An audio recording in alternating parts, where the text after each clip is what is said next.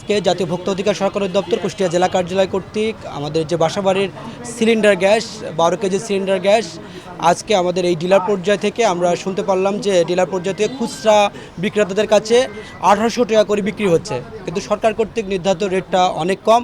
একই সাথে গত দিন এবং তার আগেও এর চেয়ে কমে বিক্রি হয়েছে।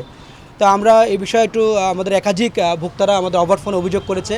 এই অভিযোগের প্রেক্ষিতে আমরা একটা লিখিত অভিযোগ পাই। সেই লিখিত অভিযোগের প্রেক্ষিতে আমরা কাটাইখানা মোড়ের একটি প্রিন্স ইলেকট্রনিক প্রতিষ্ঠানকে আমরা অতিরিক্ত দামে গ্যাস বিক্রয়ের জন্য 5,000 টাকা জরিমানা করেছি। একই সাথে এই গ্যাসটা যে ডিলার পয়েন্ট, বিশেষ করে আমাদের ওমেরা গ্যাসটি, এই যে আলিফ আকলাক হলো ইনার এই কুষ্টিয়া ডিলার, এই ডিলার পয়েন্টে আমরা এসে খোঁজ নিলাম যে আসলে কি মূল্য বৃদ্ধি ঘটেছে কিনা বা বেশি মূল্যে ক্রয় করেছে কিনা।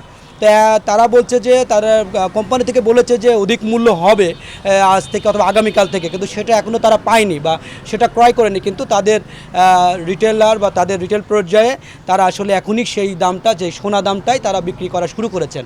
তো এই সোনা দামে অধিক দামে অধিক মূল্যে বিক্রয়ের জন্য আলিফ আকলাককে আমরা 1 লক্ষ টাকা জরিমানা করেছি।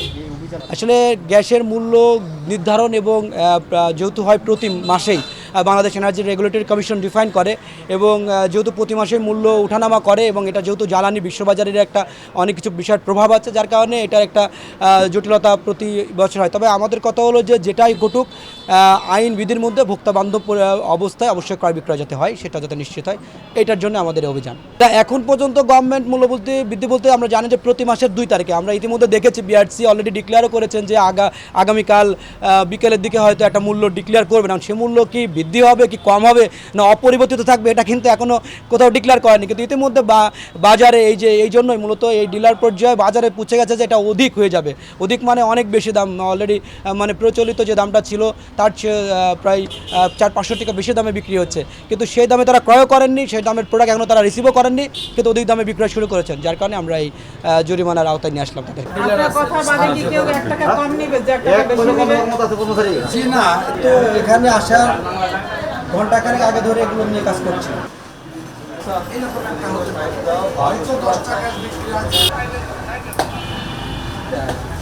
আর আপনি কি ওই আলিফ আকলাকে কোনো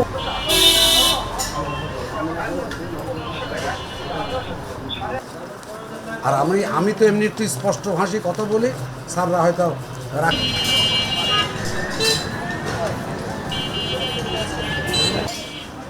ব্যবসা করে